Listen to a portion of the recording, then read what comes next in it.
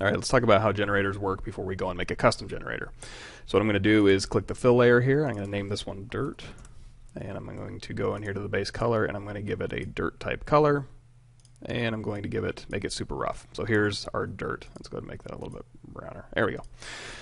The first thing I want to do is go ahead and right click this and do add a black mask. What that's going to do is add a black mask so that everything is masked, and wherever this mask is then going to be white, dirt is going to show up.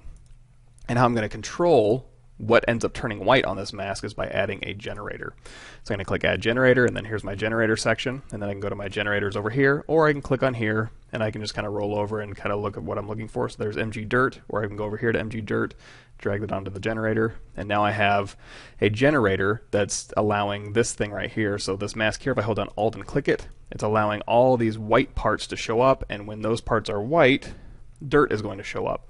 So when I double click this generator, or click on this generator, sorry, you can go in here and you can invert the dirt. You can change the dirt level to very little dirt or a lot of dirt, change the dirt contrast, do triplanar projection and whatnot.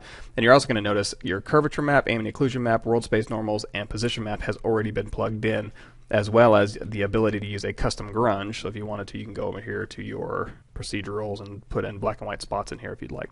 So that is a dirt generator. So let's go ahead and recreate this dirt generator, or most of it, in Substance Designer. When you first load up Substance Designer, and I'm in Substance Designer 5.3.3 right now, if you go to New Substance, you're going to see in here you can do a Painter filter, specific, generic, specific, specific with additional maps, and right down here you're going to see Painter generator with additional maps. I'm going to choose this one and hit OK. And that's going to load up a graph for me, and all I need to do is, I already have it selected here, but by default you might have one of these chosen. Go down here to where it says Mesh Adaptive and click on Mask Generators, and you're going to see dirt in here. So you can just drag this dirt generator right in here. And of course this dirt generator is going to require inputs from the user. So here's curvature, and you're also going to notice they've already set up an output, or here's a primary input node with an output that I need to plug into this. So here's my curvature. I need to plug this curvature into the curvature. I need to plug ambient occlusion into ambient occlusion. World space normal is right here, and position is right here. Now this one's probably, it's looking for an RGB position. This position is grayscale. Instead of, I mean, if you want to, you can go ahead. I'm just going to hit spacebar and do input color. And if you want to do a custom one, what you need to do is go ahead and copy. So this position, make sure that identifier is named exactly position. Input position. So now we have a color input position here. I'm going to delete this one and delete this gradient node, and it looks like it renamed it position 1. Delete that. So position, color position input from the user gets plugged into position, and then we have an optional mask. It might be safest to go ahead and, I don't know where I remember hearing this, but doing a uniform color that's just white, going ahead and plugging that into the optional mask if you're not going to use it is probably the safest thing to do. So we're not going to use that, and here's our dirt and all of our user input, and of course these user inputs is what the user has plugged into Painter. So Painter is actually going to take these user inputs and input the correct map for these. So for example, when I double click ambient occlusion, Painter is going to go and look for an ambient occlusion that the user has loaded into Painter, plug it in for them, and then plug it into the generator. We're going to take the dirt, the mask generator, the generation of the mask output from the dirt node into the output here. And I'm going to go ahead and right click this package, do a save as, and I'm just going to throw this on my desktop here, and we'll call this dirt test substance. And we're going to want to name this new graph here. So if I click this one, and you can right click and hit right click and hit rename, or hit F2, and we'll name this dirt test. So when it goes into Painter, you'll read it as dirt test. So when you get that little asterisk, that means you need to save it. So Control S. I'm going to right click this, and I don't want to save it. Well, I've already saved it, but what I want to do after I save it is I want to publish it, and that's going to make a kind of a zip version of this, a zip file version of this, and we're just going to name it dirt test substance SBS AR, I guess, and hit OK. And that's what we're going to load up in Painter. So I'm going to hop over into Painter here, and this MG dirt node, I'm going to click that, and this little generator area here, you can click this X, and that'll go ahead and delete the generator out of there. So we already have a dirt layer with a black mask and a generator added that needs to have a generator plugged in. So let's go ahead and grab our one we created. So I'm going to go to File, Import Substance into Project, and we're going to grab this dirt test substance SBSAR. So that's our zipped version here, and you're going to see it has a dirt test here, and if you give it a second, it'll actually go ahead and auto-generate a node for you, or a thumbnail for you. And I'm going to drag that right into my generator here. And you're going to see there's not a whole lot of options here, so we need to plug those in. So that's the first thing. But it did give us some default dirt when we plugged that in, so that's cool. And you can actually random seed that dirt through here, so that's plugged in. And you also see that it plugged in the ambient occlusion and the curvature automatically. So let's go back to our substance graph here, and I'm going to double click this, and you're going to see we have dirt level, contrast, amount, grunge amount, edge masking, a whole bunch of stuff in here that isn't plugged into. If you double click the parent graph, which is just this blank space in this canvas, it hasn't been plugged into an input parameter yet. Now you can, if you've watched through the Substance Designer videos, and I suggest you do that, go to my Gumroad, those are free to watch. And if you've watched through those, how to do your own custom input parameters, you can just go ahead and make them, or you can go ahead and plug them into one of these empty input parameters. So we'll just go ahead and do that. So I'll double click dirt, and for dirt level, I'm going to click this graph, and I'm just going to plug that into the level. For dirt contrast, I'm going to click that and just plug it into contrast. Let's do one more.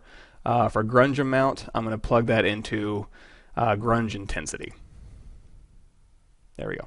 So with those three plugged in now, I can double click this parent graph back here, and you'll see that when I go to level, it's going to show up in Painter. It should show up in Painter as a label of level. If I go to contrast here, it's going to show up in Painter as contrast. And if I go to grunge intensity, it's going to show up in Painter as intensity under a group of grunge. So let's see what that looks like. I'm going to go into Painter here, and of course nothing has changed yet because in Substance Designer, I need to save this, and then I need to go ahead and publish this. Okay. And we'll hop back into Painter here, and I need to right click this and reload.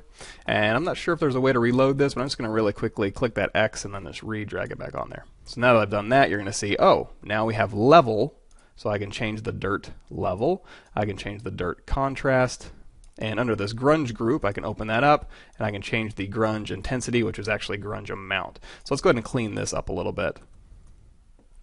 So if I double click my parent graph again, let's go ahead and say level. We're going to label this, instead of just level, we'll go ahead and call it dirt level. And then in contrast, instead of just contrast, we'll call this dirt contrast. And I don't mind having the grunge in there in its own group. If you didn't like that, you can go ahead and delete this group. I'll go ahead and leave it. But I do want to change intensity to dirt, or I'm sorry, grunge amount. So I'm going to go ahead and save that. And now that I've saved that, let's go ahead and publish this again. Go ahead and publish over that. Oops. Hit OK. We'll hop back over into Painter.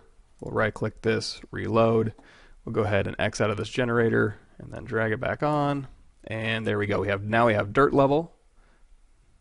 We have dirt contrast, and underneath grunge, we have grunge amount. So we have a working dirt, and you might be wondering why we only have ambient occlusion and curvature plugged in when you go back to the Substance Designer file, we have a world space normal and a position map plugged in. It's not using those because we don't have anything exposed to the end user that actually utilizes those maps. So if we go into dirt here and double click this, and if we turn on use triplanar, which actually will use the position in the world space, the world space normal and the position map. If you go to use triplanar here, let's go ahead and expose this. I'm going to hit expose. And we need to put an input name. You can go down here and hit new, or I'm just going to click this triplanar. Click that and hit OK. And we're going to expose this to the end user as triplanar. So if you double click your parent graph here, and you scroll down to the very bottom, you're going to see use triplanar is now added to your input parameters, and you can do it's Boolean, it's true or false. So when you go over here to your dirt substance, save this, right click publish, go to your dirt substance, we're going to update this one, OK. Hop back over into Painter. And of course, reload this one, kill it, drag it back over, and now you're going to see we have use triplanar on or off, and of course our world space normals and position normals are being plugged in because triplanar is going to utilize those maps. Now, if you want to get fancier than that, all it is a matter of setting up your substance graph, and you don't have to use a generator that's found over here. You can make a custom generator. You can download a custom generator from the Substance Share, drop it in here, plug everything in that you need. You can add multiple layers of these, expose different settings to the end user. However you want to do that, just watch the previous Substance Designer videos, and that'll kind of clue you in as to how you can kind of string these things along, expose end user parameters, export those, and all you have to do is right click publish, hop over into Painter, Load them up, drag them in, and everything should show up labeled how you want, and give the user, again, the initial values will be set depending on what you have set in your parent graph here. So if I double click here, all the defaults will be set to whatever they are. So if you want the default to be, of course, 0.75, 0.25, all stuff we've gone over in Substance Designer. Quick Start is all relevant here. This is just how you kind of set it up to end up with a generator in Painter.